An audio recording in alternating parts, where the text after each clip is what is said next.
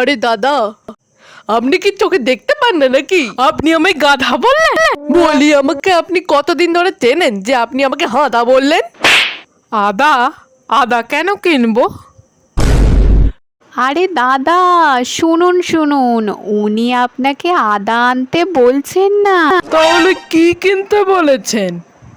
আরে উনি আপনাকে কিছু কিনতে বলেননি, উনি বলছে আপনি কি চোখে দেখতে পান না।